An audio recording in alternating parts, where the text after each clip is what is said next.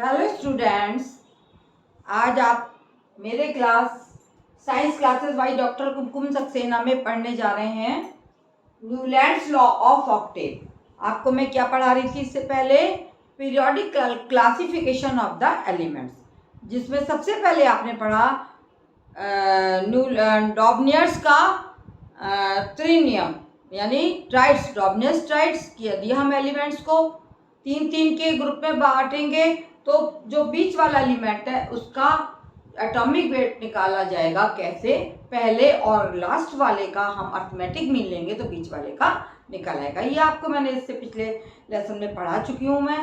अब आज मैं आपको बताने जा रही हूँ Newlands law of octave. Newland वैज्ञानिक आए और इनके सामने केवल 56 एलिमेंट्स की खोज हुई थी, 56, है ना। ये जानते थे कि केवल 56 एलिमेंट्स हैं और इससे ज़्यादा एलिमेंट्स नहीं है। ये म्यूजिक के प्रेमी थे, संगीत से इन्हें प्यार था, तो इन्होंने अपना जो लॉ बनाया वो संगीत के ऊपर आधारित कर बनाया। संगीत पर कैसे इन्होंने आधारित करा? इन्होंने कहा जैसे कि स्वर होते हैं सा रे गा मा पा धा नी, है ना, और ये फिर रिपीट होता है सा। तो इन्होंने यही कहा कि जो हमारे तत्व हैं उनको यदि हम increasing atomic weight, when we arrange the elements, when we arrange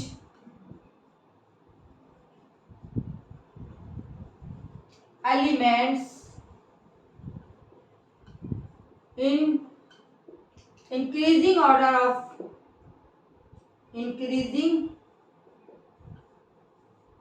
of atomic weight, तो क्या होगा कि जो 8th एलिमेंट होगा, 8th element will be similar in properties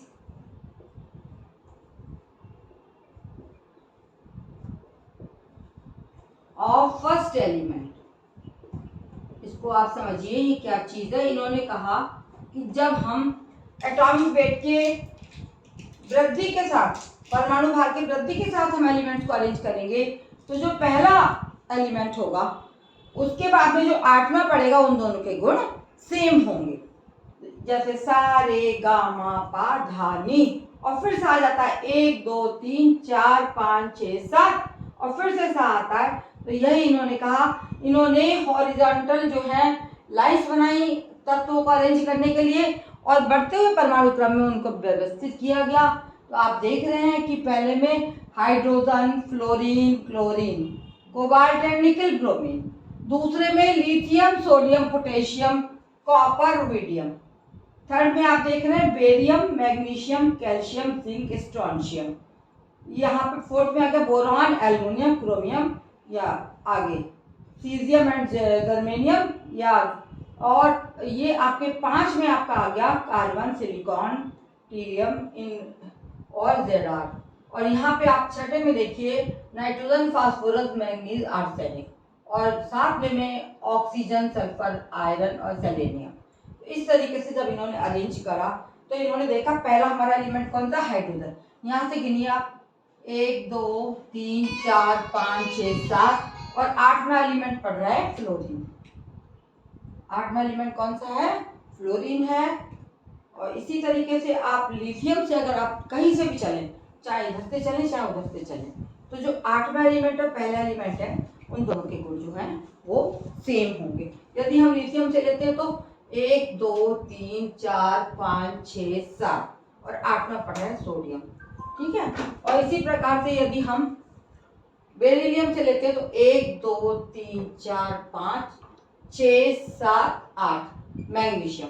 इसके नीचे कौन सा आता है? बेरिलियम के नीचे मैग्नीशियम आ रहा है। तो आप देखिए कि फ्लोरीन, हाइड्रोजन के गुण सेम है, लिथियम, सोडियम के गुण सेम है, बेरिलियम, मैग्नीशियम के गुण सेम है। यहाँ इसी तरीके से किसी भी उसको ले लीजिए आप, अगर आप लेके कॉपर, पोटेशियम को, तो के 1 2 3 4 5 6 7 और इसके नीचे आ गया कॉपर। तो इस तरीके से इन्होंने जब अरेंज करा तो बिल्कुल सारे गामा पा की तरह जो 8वां स्वर होगा वो वही होगा। जैसे सा रे गा मा पा धा नी सा, फिर से सा आ गया। तो पहला भी था और लास्ट वाला एर्थ भी था, दोनों क्या है सम स्वर है, समवेत स्वर है साथ साथ। तो इसी तरीके से यहाँ भी आप देखिए, लिथियम से जाएंगे तो सोडियम एर्थ पड़ रहा है, बेरिलियम से जाएंगे तो मैग्नीशियम पड़ रहा है, कैल्शियम से जाएंगे तो गिनेंगे आप जिंक पड़ेगा, पोटेशियम से जाएंगे कॉपर पड़ेगा, कॉपर से जाएंगे तो रुबिडियम पड़ेगा। तो इन्होंने इस तरीके से ये इनका क्या कहलाया, अष्टक नियम। परमाणु भारों के वो बढ़ते हुए परमाणु भार के क्रम में जब हम एलिमेंट्स को अरेंज करेंगे तो एर्थ जो एलिमेंट होगा फर्स्ट का रेपिटेशन होगा, फर्स्ट के और उसके गुण काफी मिलते हुए होंगे। इसको कहा गया न्यूलैंड का अष्टक नियम।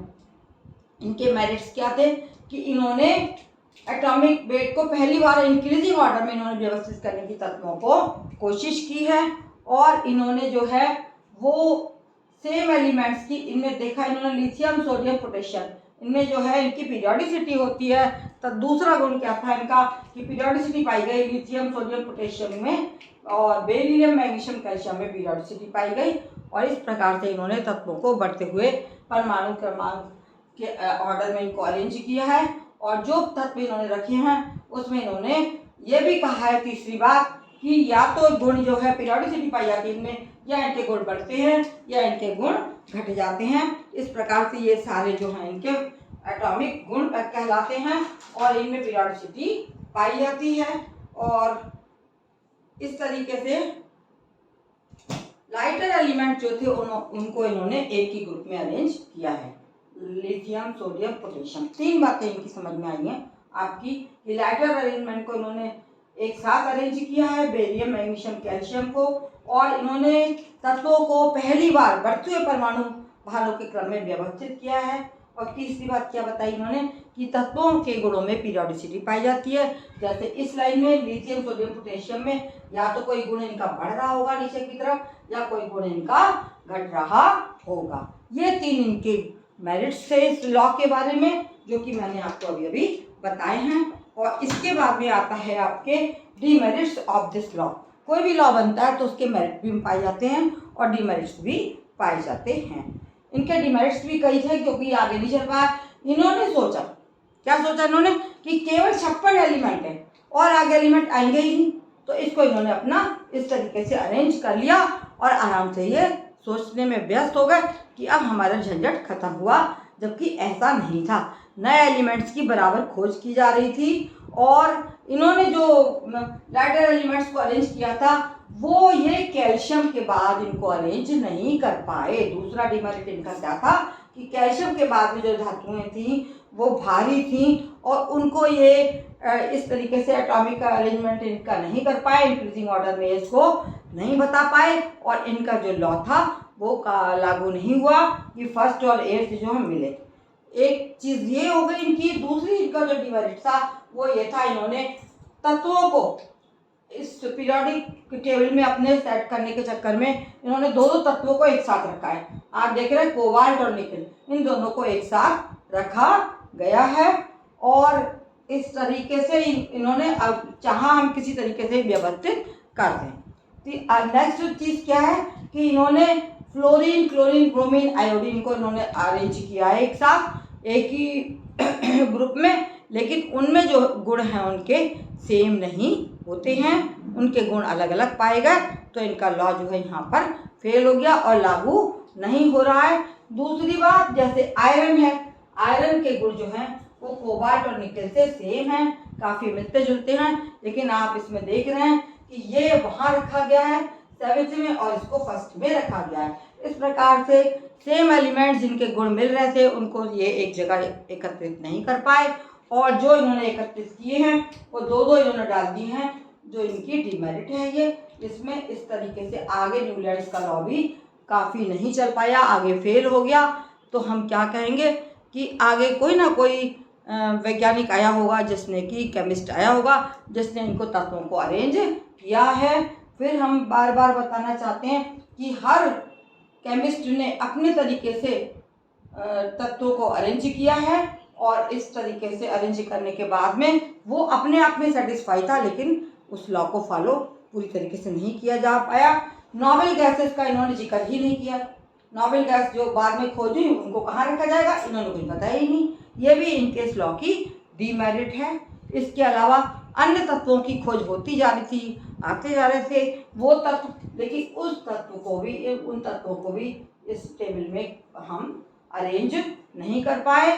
और कहाँ अरेंज होंगे ये इन्होंने सोचा ही नहीं। इन्होंने सोचा शायद 56 ही एलिमेंट्स हैं और उसी पर सारा ये लॉ डिपेंड हमारा कर रहा है और हमारे तत्व सब व्यवस्थित हो गए, जबकि ऐसा नहीं हुआ। आगे जो है इस लॉ को भी आगे ज़्यादा नहीं चल पाया। तब अगले जो केमिस्ट थे वो आए मेंडलीफ, और उसके बारे में उसकी टेबल भी अलग है, उसके बाद में आप आगे अगले कक्षा में पढ़ेंगे मेंडलीफ की आवर्त सारणी। उन्होंने फिर जो नए तत्व खोजे गए हैं उनको भी व्यवस्थित करने का प्रयास किया है। इनका नियम यहाँ पर ही खत्म होता है।